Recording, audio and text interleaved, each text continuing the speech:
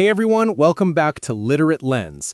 If you're new here, this is where we dive deep into the books that can actually change your life. And today, today we're talking about something legendary. We're talking about a book that's over 2,000 years old, written by a Chinese military strategist named Sun Tzu, and yet it's more relevant right now, in your life today, than probably any self-help book you'll find at the bookstore. This is The Art of War.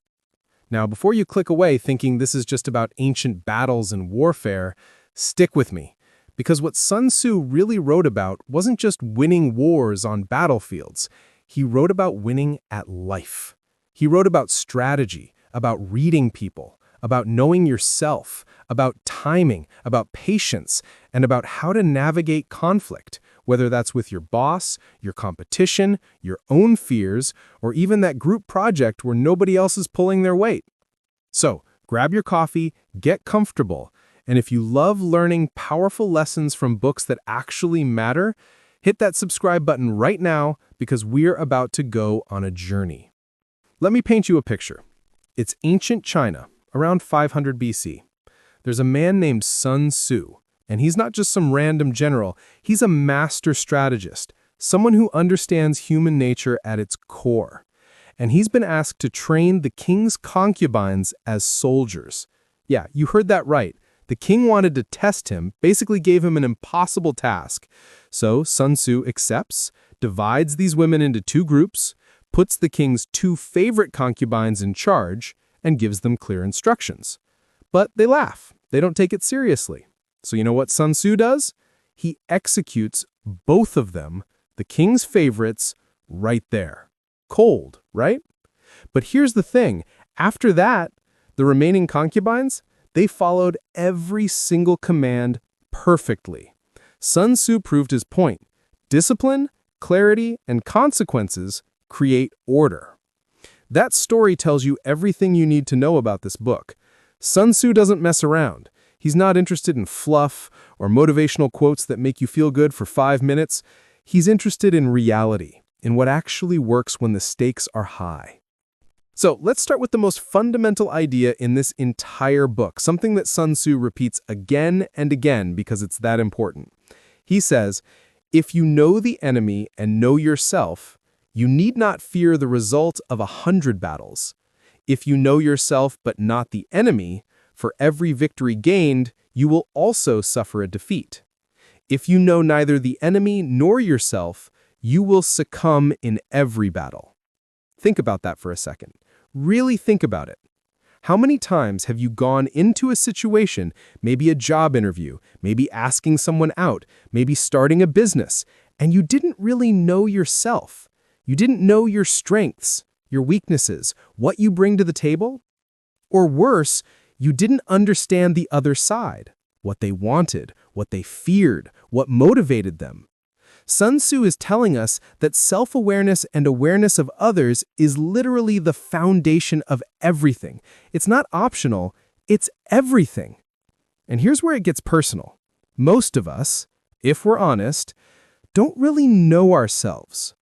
We think we do, but we're walking around with blind spots the size of Mount Everest.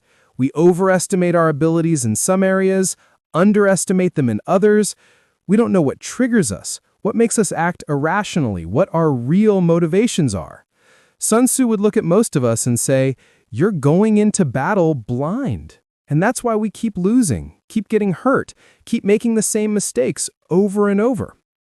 But when you truly know yourself, when you've done the hard work of honest self-reflection, that's when you become dangerous.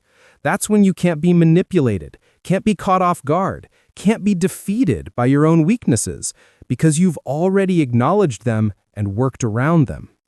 Now, Sun Tzu also talks about something that sounds counterintuitive at first. He says, the supreme art of war is to subdue the enemy without fighting. Wait, what? A war book telling you not to fight? But think about it.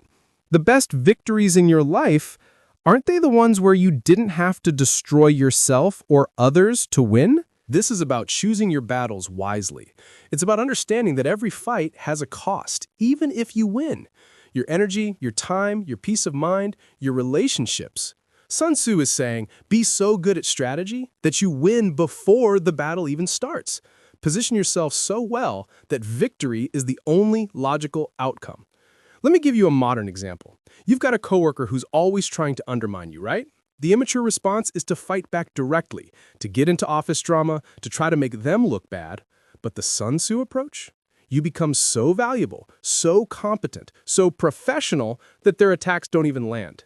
You build relationships with key people, you document your work, you deliver results that speak for themselves. You win without fighting, because you've made yourself unbeatable through positioning, not through direct combat. Sun Tzu also says something that hits different. Appear weak when you are strong, and strong when you are weak. This is psychological warfare, but it applies to everyday life. When you're actually in a strong position, you don't need to brag about it. You don't need to show off. In fact, staying humble, staying under the radar, that protects you. People don't see you as a threat until it's too late. But when you're in a weak position, you can't let them see you sweat. You project confidence. You act as if you've got everything under control because perception shapes reality.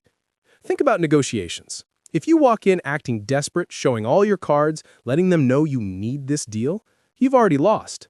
But if you walk in calm, collected, acting like you've got other options, even if you don't, the power dynamic shifts. Sun Tzu understood that warfare, and really all of life, is as much about perception and psychology as it is about actual strength. Here's another principle that'll change how you see competition. In the midst of chaos, there is also opportunity. While everyone else is panicking, losing their minds, running around like chickens with their heads cut off, the strategist stays calm. They observe. They see the opportunities that chaos creates. Economic downturns, some people lose everything, others build empires.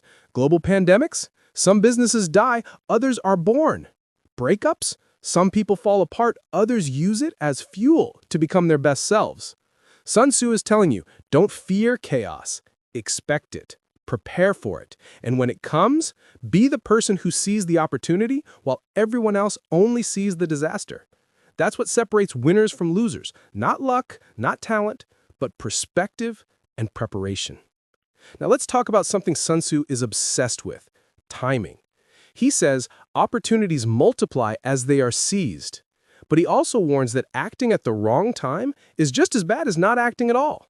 This is the hardest skill to master because it requires patience and boldness at the same time. You have to be patient enough to wait for the right moment, but bold enough to strike when it comes. We live in a world that tells us to hustle 24/7, to always be grinding, always be moving. But Sun Tzu would say that's stupid. That's how you exhaust yourself and waste resources on battles that don't matter.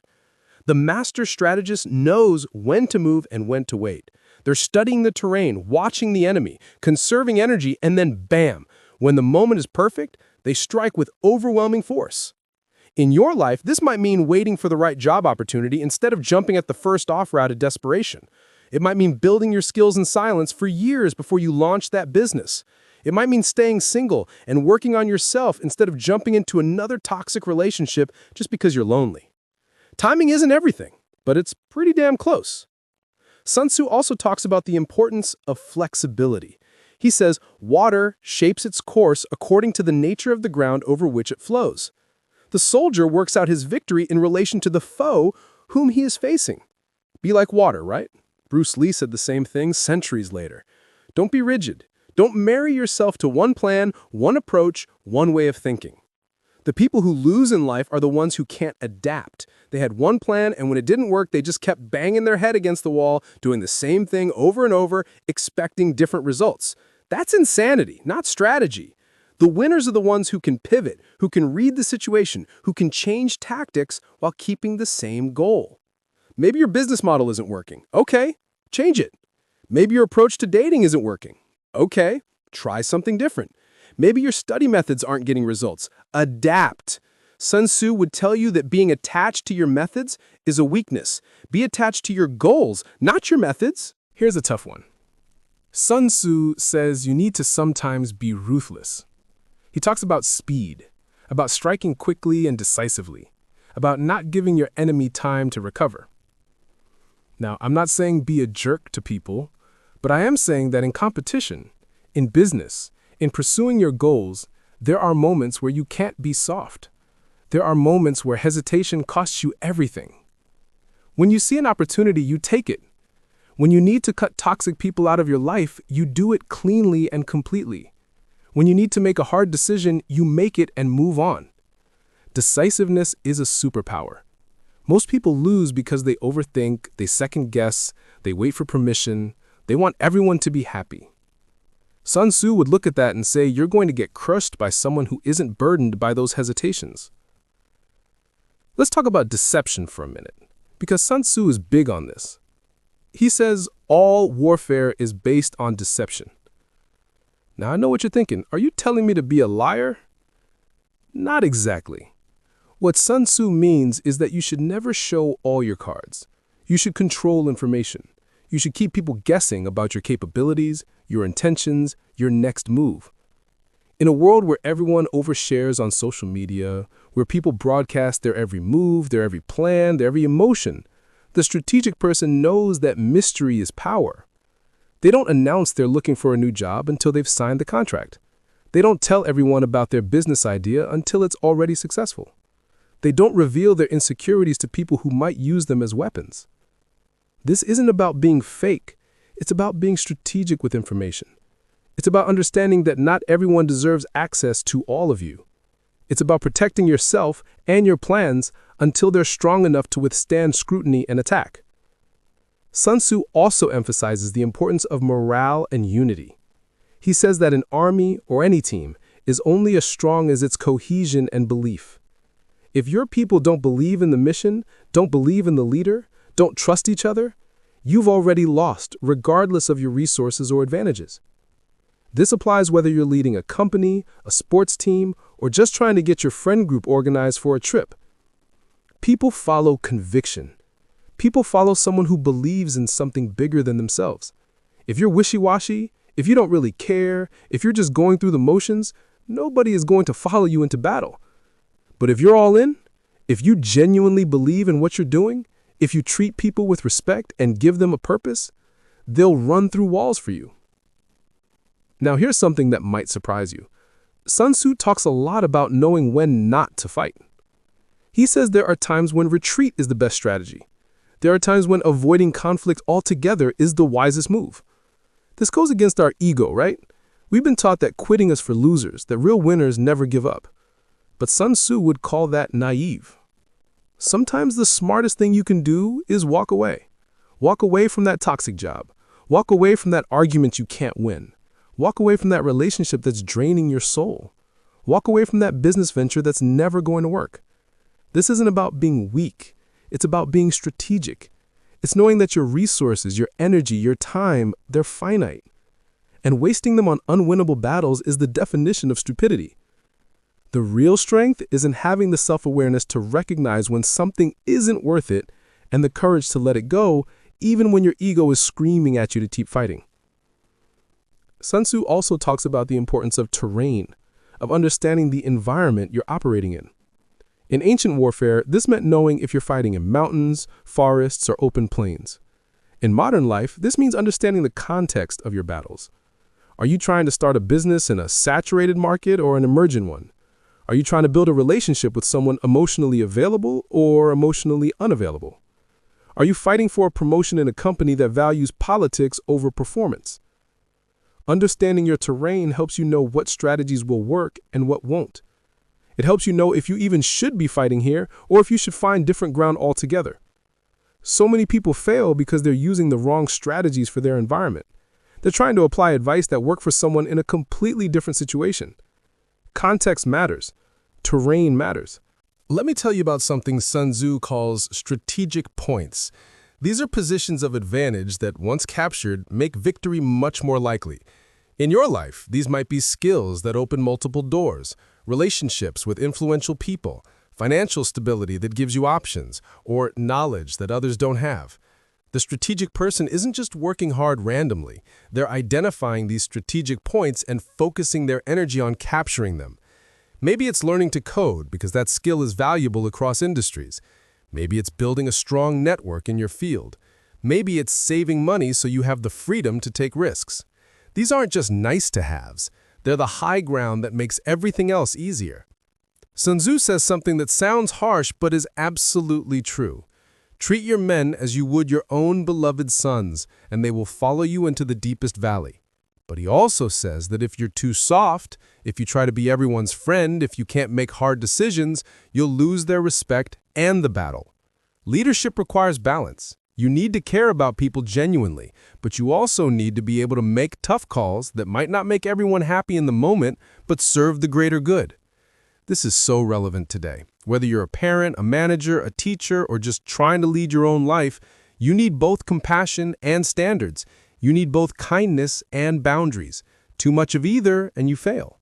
The sweet spot is caring deeply while maintaining high expectations and clear consequences. Here's another gem. In war, the way is to avoid what is strong and strike at what is weak. This is about efficiency. Why would you bang your head against their strongest point when you could go around and attack where they're vulnerable? In life, this means playing to your strengths and exploiting your competition's weaknesses, not trying to beat them at their game where they're strongest.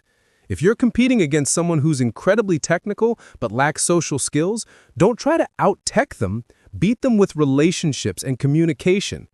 If you're up against someone with way more money but less creativity, don't try to outspend them, out-innovate them. Find the path of least resistance to your goal, not the path that looks most impressive. Sun Tzu also emphasizes speed. He says, rapidity is the essence of war. The longer things drag out, the more likely it is that something will go wrong, that momentum will be lost, that resources will be depleted. When you decide to do something, do it quickly and decisively. Don't let it linger. In modern terms, this might mean when you decide to quit that job, you do it and move on rather than spending 6 months complaining about it. When you decide to end that relationship, you end it cleanly rather than dragging it out in some painful, slow death. When you have a business idea, you test it quickly rather than spending years in analysis paralysis. Speed creates momentum, and momentum creates results. Now, Sun Tzu talks about something called death ground. This is when you're in a position where you have to win or you'll be destroyed. There's no retreat possible. And he says something counterintuitive. When soldiers are placed in death ground, they fight with incredible ferocity because they have no choice. Sometimes in life, burning your bridges, removing your safety nets, that's what forces you to succeed because failure is no longer an option. I'm not saying be reckless, but I am saying that sometimes we keep too many escape routes open, and that very fact prevents us from fully committing to our goals. When you always have a backup plan, you never give your main plan everything you've got. Sometimes you need to go all in, make it so that you have to succeed, and tap into that desperate energy that comes from having no other choice. Sun Tzu is also big on discipline and order. He says that chaos and disorder are opportunities for your enemy. In your personal life, this means getting your house in order literally and figuratively. If your finances are a mess, your health is neglected, your relationships are chaotic, your environment is disorganized, you're vulnerable. You're fighting from a position of weakness. The disciplined person has their basics handled. They sleep well, eat well, manage their money, maintain their relationships, keep their space clean. This isn't boring or uncool. This is the foundation that lets you be bold and take risks in other areas because you're operating from stability, not chaos. Let me tell you about what Sun Tzu says about knowing when you're in a winning position. Now, the general who wins a battle makes many calculations in his temple before the battle is fought. The general who loses makes but few calculations beforehand. Success isn't random. It's planned, it's calculated, it's prepared for. The people who seem to get lucky again and again, they're not lucky. They've done the work beforehand. They've studied, they've prepared, they've thought through scenarios, they've built skills and relationships and resources, so when the opportunity comes, they're ready to seize it. Meanwhile, everyone else is surprised and unprepared and calls it luck. There's no such thing as luck. There's only preparation meeting opportunity. Sun Tzu warns against anger and hatred in decision-making. He says, to fight and conquer in all your battles is not supreme excellence. Supreme excellence consists in breaking the enemy's resistance without fighting. And anger may in time change to gladness. Vexation may be succeeded by content. But a kingdom that has once been destroyed can never come again into being. What he's saying is, don't make permanent decisions based on temporary emotions. When you're angry, you make stupid choices. When you're hurt, you lash out in ways you'll regret. The strategic person learns to pause, to let the emotion pass, to make decisions from a place of clarity rather than reactivity. Your reputation, your relationships, your opportunities, once you destroy them in a moment of emotional stupidity, they're very hard to rebuild. Here's something practical Sun Tzu offers. He talks about the 5 essentials for victory. You win when you know when to fight and when not to fight. You win when you know how to handle both superior and inferior forces. You win when your army is animated by the same spirit throughout all ranks. You win when you're prepared and your enemy is not. And you win when you have capable leaders who aren't interfered with by the sovereign. Break that down for your own life. Know which battles matter. Know how to compete, whether you're the underdog or the favorite. Make sure everyone on your team is aligned and motivated. Be prepared when others aren't. And surround yourself with competent people while staying out of their way and letting them do their jobs. These aren't complicated principles, but most people fail at multiple of them. Sun Tzu also talks about the danger of prolonged warfare. He says it drains resources, exhausts armies, and creates vulnerabilities. In your life, this is about not getting stuck in long, drawn-out conflicts that suck up all your energy. That lawsuit that's dragging on for years, that feud with your ex that you can't let go of, that business that's been barely surviving for a decade without really growing. Sometimes you need to either win quickly or get out, because staying in a prolonged stalemate is killing you slowly. Let's talk about something Sun Tzu says about information and intelligence. He emphasizes that you should use spies, that you should gather intelligence, that knowledge is power. Now, in modern terms, this isn't about being shady, it's about doing your research. Before you take that job, research the company culture online. Before you date someone, pay attention to how they treat service workers. Before you invest, study the market. Before you make a major decision, gather information from multiple sources. So many people make huge life decisions based on minimal information because they're too lazy or too impulsive to do their homework. And then they act surprised when it blows up in their face. Suzu would have zero sympathy. Do your research, gather intelligence, make informed decisions. Now here's where Sun Tzu gets really deep. He talks about the concept of shaping your opponent. This means you create situations that force your enemy to react in ways that benefit you. You control the game by controlling the options. In modern life, this might look like framing a negotiation so that the other side feels like they're winning when really you're getting what you want. It's about being proactive rather than reactive, about making others respond to you rather than you responding to them. The person who controls the frame controls the outcome. If you're always responding to what others do, you've already lost. You need to be the one setting the agenda, asking the questions, defining the terms. This is why it's so important to be proactive in your life, to have a vision and a plan, rather than just bouncing around reactal to whatever life throws at you. Sun Tzu says, the clever combatant imposes his will on the enemy, but does not allow the enemy's will to be imposed on him. Think about how often you let other people's agendas, other people's expectations, other people's definitions of success determine your choices. You're letting them impose their will on you. The strategic person flips this. They know what they want and they shape situations to get it, rather than being shaped by others. This might mean setting boundaries with family about your career choices. It might mean pushing back on your boss's unreasonable demands. It might mean not caring what society says you should want and pursuing your own definition of success. Stop letting the world impose its will on you. Impose your will on the world. Let me share something personal that connects to all this. Sun Tzu's whole philosophy assumes you have something worth fighting for. He assumes you have clear objectives, that you know what victory looks like. And I think this is where most people struggle. They're trying to apply strategy to a life where they don't even know what they're fighting for. They're trying to win a game they haven't even defined. Before any of Sun Tzu's tactics matter, you need to know, what's your objective? What does winning look like for you? What are you willing to sacrifice for? What hill are you willing to die on? Until you answer these questions, all the strategy in the world won't help you because you don't know what you're trying to accomplish. Sun Tzu would tell you to get clear on your mission first. Then strategy becomes possible. Then you can start making smart decisions about which battles to fight, which to avoid, how to position yourself, when to strike, when to retreat.